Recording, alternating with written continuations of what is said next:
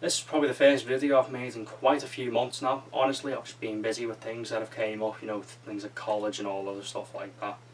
I've nothing about being able to do about it. I've not had much free time, so to speak, so I do want to get more videos out there. I've got more free time, so hopefully in the next few days, weeks and months you might see more content coming from this channel. Anyway, without further ado, it's going to be about the Mosin Nagant M9130 rifle. First thing I want to say about it is it's deactivated, sadly. It's pre-1995 standards though, which I suppose is the silver lining. All they do with a pre-1995 deactivated rifle is they put a metal rod in the barrel, they weld that close I think, and then they grind off the firing pin. Apart from that though, I don't believe they do anything else, because this rifle, you can strip it, dry fire it, cock it, load it, you can do everything with it pretty much apart from shoot it. This rifle itself, it's a Second World War production. Now how you will know that is the receiver's rounded, and two, the date's obviously stamped into the receiver, 1943 for this particular model. Earlier variants had a hexagonal receiver. Now obviously they weren't made in wartime, they weren't as mass produced, so they're a lot rarer and a lot more expensive, and believe you me, this common one here, which is mass produced in the millions, is expensive enough in the UK, Jesus. So yeah, it's pre-1995 deactivation. Did mention you can do all the fun stuff with it, like you can open the bolt up and you can load your rounds in and close the bolt and dry fire it. I think the best camera angle here. Now you can feed it the 7.62x54R rounds. These are inert, they are on a stripper clip as well. Now I'm going to get rid of the fourth round because of the metal rod in the barrel, you can't necessarily chamber it, so you just put the 4 rounds in, you push the last round in as hard as you can, then you close the bolt so it doesn't interfere with it. Now it's a bit fiddly doing this on camera, but what I like to do from videos I've seen online, you lift this top round up and then just push down. Depending on the rifle you get, some of them are incredibly easy to feed ammunition into, some of them are notoriously hard. Just inconsistencies in the manufacturing processing, I imagine.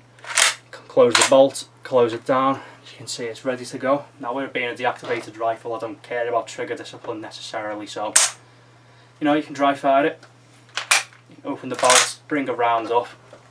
Now obviously because of the metal rod you can't chamber it, what happens, just gets stuck like that, so just pull the bolt out, move the rounds. All I do here, I just push the rounds back in, then you just undo the little magazine latch here and your rounds fall out. Now a feature a lot of people don't know about on this rifle is a decocker. You just bring the bolt up to its its semi-open state like so, and then you just pull the trigger. That safely decocks the rifle for you. Still wouldn't do it with any rounds in though, if it was a live rifle after all. Deactivated rifles though, why would you buy them? They're expensive in the UK, you don't shoot. It doesn't sound very good for them, not a good case. And admittedly, it did take me a long time to actually, get up the courage to buy this thing. £250, that's how much this cost with all the bells and whistles like the sling, bayonet and the pouches. It's a lot of money. You could use that money for a lot of things. You could live off with food for the month with all that money, and I had that money aside and I wanted to invest in something. I'm not leaving it in the bank because interest rates are absolutely abysmal. In 10 years time, that £250 wouldn't have gone anywhere. Stock markets, Jesus Christ, now I'm not touching them, and that's why I turn to these. Now coincidentally, as you can see, I like all this kind of stuff, so I figured it would go well and it would be a decent little investment. Now regardless of whether this has seen conflict or not, it's still a historical piece. Now it's made in 1943. You can think, how many items in your house do you have that are not only this old but also look this good? Because of its age, its origins and its use and whatever, it's always going to be desirable. No matter what, in the next 10 years, this is going to be a very desirable and collectible item. Its value is going to go up. Now there's also another reason I bought this, and I don't want to go into scaremongering, but looking at when we had the general election, I read through all the political party manifestos in regards to shooting and whatnot. A lot of the parties, I'm not going to name here because it's most of the political parties in the UK, these things are on their hit list. They do not like deactivated firearms whatsoever. Parties range from wanting to ban them completely to introducing a licensing system for them. Now, if you look at the chances of one of those political parties getting into government, most of them small minority parties. You know, they're never going to get past the first past the post system. But all it takes is for them to enter a coalition. These ideas can get pushed forward, and bang, these things are gone. Now, that's worst case scenario. That's probably a little bit scaremongering there, but you know, I didn't want to take the chance. I didn't want to end up kicking myself for not buying one 10 years ago. So that's why I bought it now. I mean, it's an investment. It's going to go up in price, and it's a pretty nice wall hanger. I think the last thing I just want to show you is the actual bayonet fit on it as well. Now, I'm not exactly a tall person myself, but the rifle itself is quite big. And so fit your bayonet, you just slide it on like so. Oh, wrong way around. Slide it on.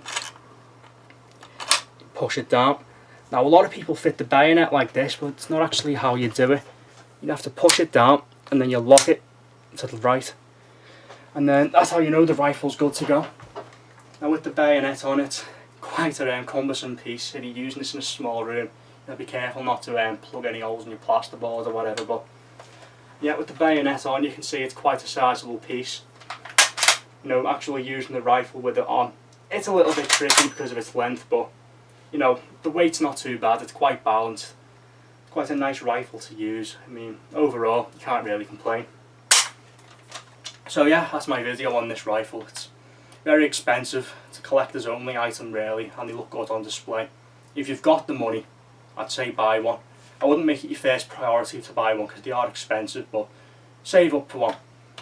You know, it's the best thing you can go do. Get an old spec deactivation, and then you've got a pretty nice wall hanger and investment. So that pretty much sums up my video. Cheers for watching.